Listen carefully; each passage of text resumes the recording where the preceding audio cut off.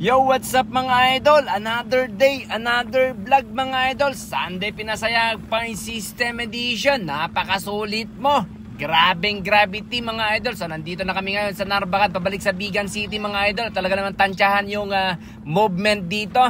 Nasa harap pa rin tayo ngayon dito mga idol. Talagang maganda yung bantayan. Eto na mga idol, malapit na tayo sa Sprint Cut 1 natin mga idol dito sa may Arkuhan ng Narvacan. Eto na mga idol, talaga naman napakasulit mo. Sunday Pinasayag is a drop day. Eto yung second week ng Point System Edition natin mga idol. Nasa harap pa rin tayo mga idol. Talagang napakatindi yung bantayan. Eto, si McQueen Arellano talagang hinahabol niya ngayon itong dalawang siklista na to. Kitang-kita na natin yung arkuhan dito mga idol. Malapit na tayo sa Sprint Cut 1 natin mga idol. Nasa harap pa rin si McQueen Arellano, magbabantayan. Eto, tumira si Jeric Noriega. Sinabayan naman si Harvey Ascanio dito mga idol. Talaga naman napakasulit yung padyakan ngayon ni Jeric Noriega dito. Sabay si Harvey Ascanio mga idol. Nandyan na rin si Ruel Lacuesta as well as Vic Viloria mga idol. Sino kaya sa kanila yung kukuha ng arkuhan dito o yung Cut Sprint 1 natin mga idol? Eto na, Noriega versus Ascanio. Nandito si Ruel Lacuesta at Nick Viloria mga idol. Eto, napakasulit talaga yung padyakan ni Ruel Lacuesta. Samantala mga idol, eto na naman, nasa harap na si Manny Rapa nandito mga idol. Biglang tumira naman, naghabol ngayon si Alan Tapuro dito mga idol. Grabe, pinag-iwanan yung grupo. Tignan natin kung kaya nilang i-sustain dito mga idol. Nasa harap na si Alan Tapuro as well as Manny Rapanan. Napakasulit mo. Grabing gravity. Sunday Pinasayag is a point system and it's a drop day mga idol. Gravity.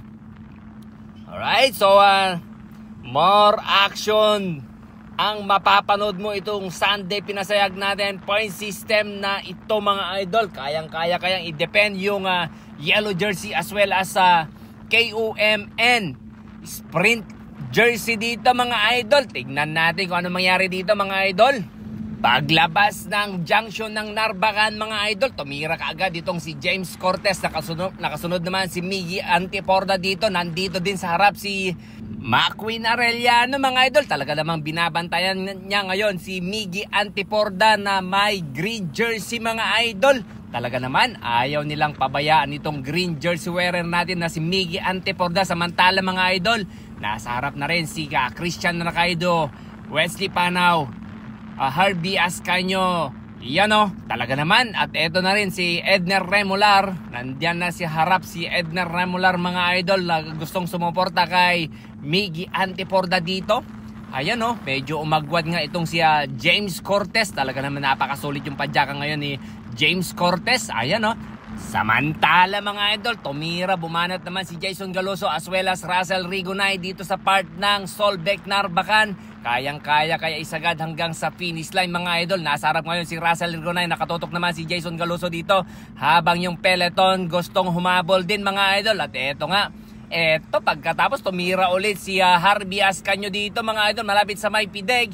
Napakasulit yung padyakan ngayon ni Harvey Ascanio dito habang yung peloton pinag-iwanan mga idol. Eto na, malapit na tayo sa may Pideg mga idol. Tignan natin masusustain ngayon ni Harvey Ascanio dito. Ibang level na talaga itong Sunday Pinasayag point system natin mga idol. Talaga naman nagpre-prepare yung mga siklista natin dito.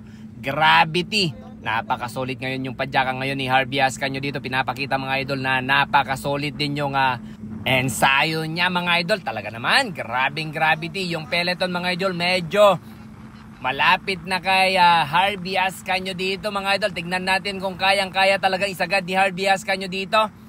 Eto na yung Pideg mga idol. 4.5 average gradient itong 400 meters na uphill to mga idol. Eto na, kitang-kita na yung peloton. Talaga namang hindi sila papayag na mapapag-iwanan yung peloton. Eto, grabe yung speed naman itong peloton. Alright, so eto na. Tignan natin dito mga idol. Talaga namang napakasulit yung yung banatan.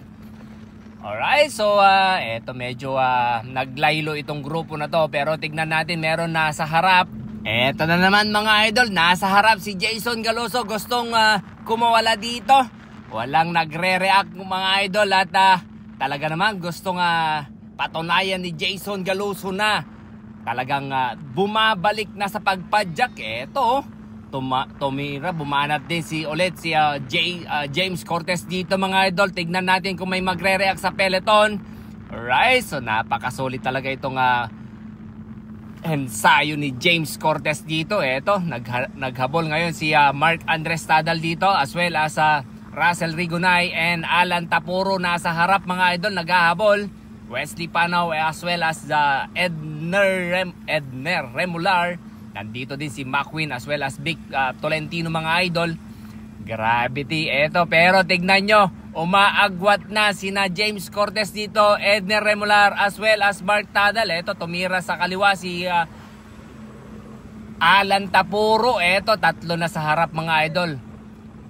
Right, Rolly Lopez, Edner, and Alan Tapuro mga idol. Eto, panibagong breakaway na naman tayo dito mga idol. Tignan natin kung kayang-kaya nilang isagad hanggang sa finish line.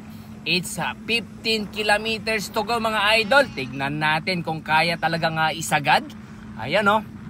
Sa peloton mga idol, walang nagre-react. Tignan natin kung talagang kayang-kaya isagad niya Alan Tapuro as well as Edner and Rolly Lopez.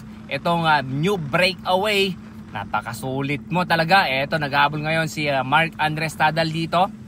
Right,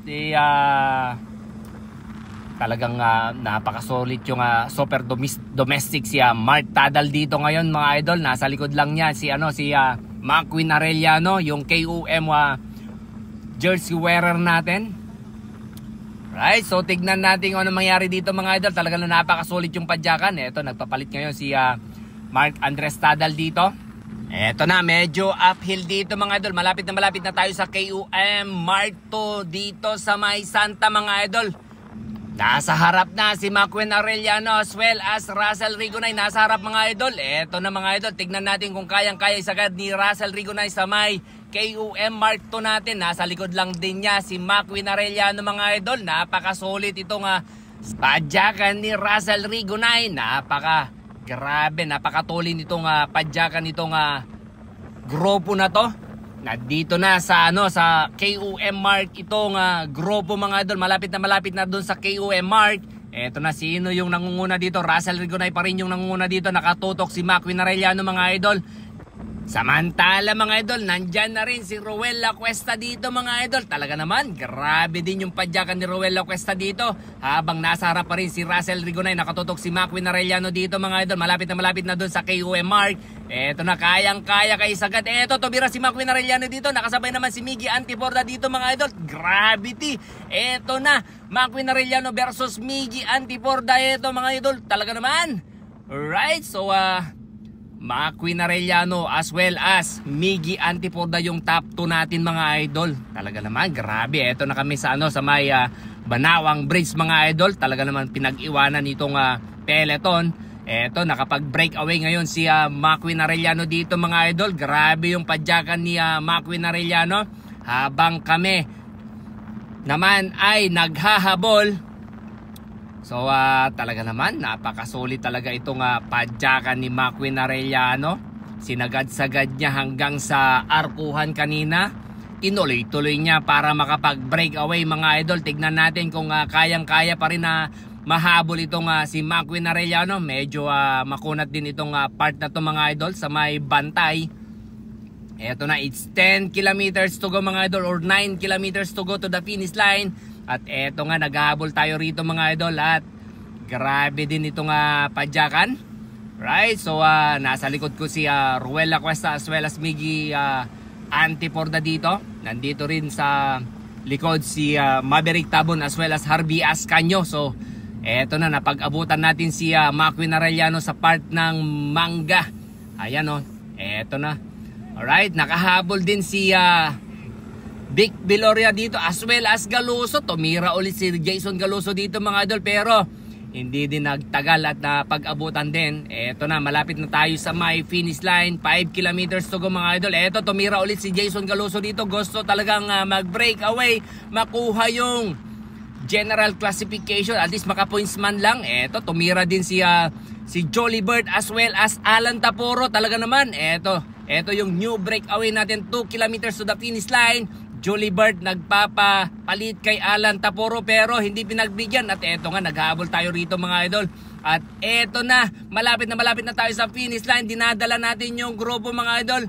50 to 55 kilometers per hour. Nasa likod ko si Miggy Antiporda as well as Ruel and McQueen Arellano mga idol. Sinasagad-sagad natin dito mga idol para ma-lead out natin si Miggy Antiporda. Pero napag-ubusan tayo mga idol, medyo malayo pa yung finish line. Is 400 meters to go mga idol. Miggy Antiporda, eto tumira si Ruel Lacuesta as well as McQueen Arellano dito mga idol. Malapit na sa finish line. Eto na, Ruel versus McQueen mga idol. Napapag-iwanan ngayon si Miggy Antiporda as well as Maverick Tabo neto mga idol. McQueen Arellano itong nangunguna, nakasunod si Ruel Lacuesta.